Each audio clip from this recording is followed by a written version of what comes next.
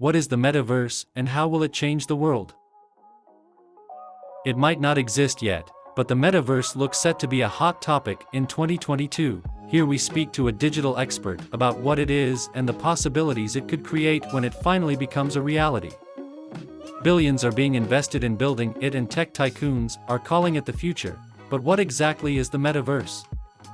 The term was first coined in US author Neil Stephenson's 1992 cyberpunk novel Snow Crash. In the book, the protagonist is a hacker who is able to jump between a dystopian Los Angeles and the so-called metaverse, a virtual world where avatars interact. Some 30 years on and, incredibly, Stevenson's fictional concept is looking, in many ways, like it could become a reality. The word metaverse is now defined in the Oxford English Dictionary as a virtual reality space in which users can interact with a computer-generated environment and other users. So Stevenson really wasn't far off. When Facebook changed its name to Meta in 2021, it may have come as a surprise to many of the platform's users, but it was a major moment in the company's history. It signaled Mark Zuckerberg's ambitions for his business, to be the leader in the development of the metaverse. He said at the time his company would be focusing on bringing the metaverse to life and helping people connect, find communities and grow businesses. It's probably important to point out the novelist Stevenson has since confirmed he has nothing to do with anything Facebook is doing involving the metaverse, besides the fact the tech giant is using the term he coined. According to digital regulation expert Tom Harding, a Bristol-based partner in law firm Osborne Clark's commercial team, the Facebook metaverse won't be the only one in existence, it will be one of many. There have been lots of stories that Facebook is going to be the metaverse, but that would just be their version of it, he explained. The theory is that each person or organization would build their own one, but they are all interoperable and they all speak to each other. So how do you access it? Through a video games console or VR headset, according to Harding, who points out many young people are interacting this way already. The concept is a virtual world that you would access through a VR headset or console, such as a PlayStation, he said. It's like living in a video game where you have your own avatar. Although Facebook's metaverse may well be one of the biggest and it launches, swathes of other big-name brands are joining the race to build their own. However, while the technology that will support individual metaverses is still under development, companies that can afford it are using existing online gaming platforms as a way in. Nike, for example, has already set up its own virtual world, or metaverse, called Nikeland, within a platform called Roblox. Roblox is used by millions of, mostly young, people around the world, who create an avatar and interact in a user-generated 3D world. Players can create their own games, as well as buy, sell, and create virtual items, which can be used to decorate their avatar. According to Nike, the buildings and fields inside Nikeland are inspired by its real-life headquarters, and there are areas for the Roblox community to test their skills competing in various mini-games.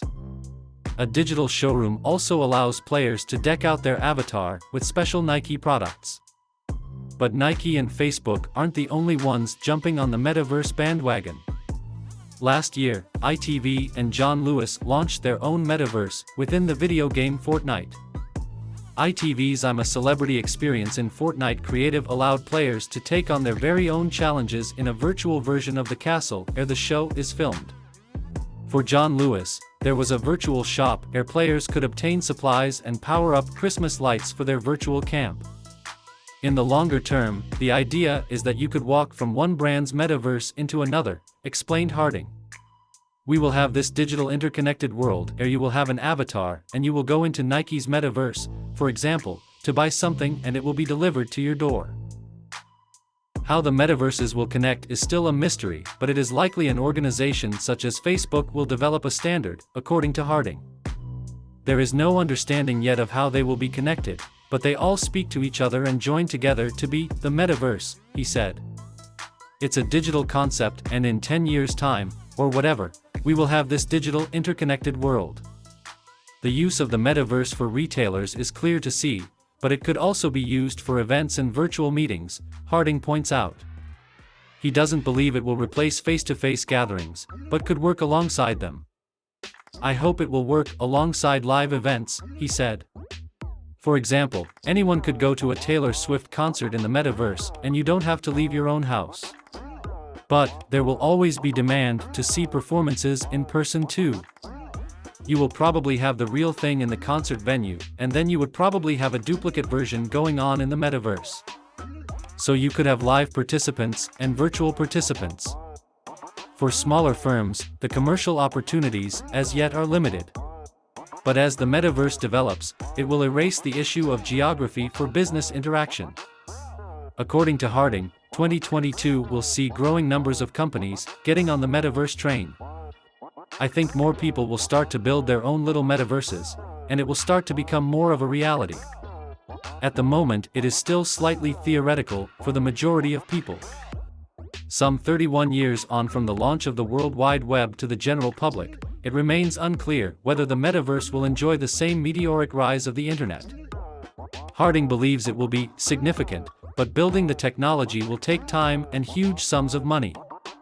In 10 years' time, I am sure my kids will be pottering around in the metaverse and meeting their mates, but there will always be a place for face-to-face contact.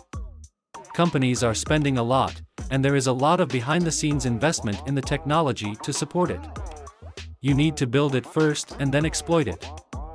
His advice to businesses is to keep up with general developments around the metaverse and look out for opportunities about how they can get involved. Okay guys, I hope you enjoyed the video. Please, support the channel by leaving a like and a comment. See you in the next video.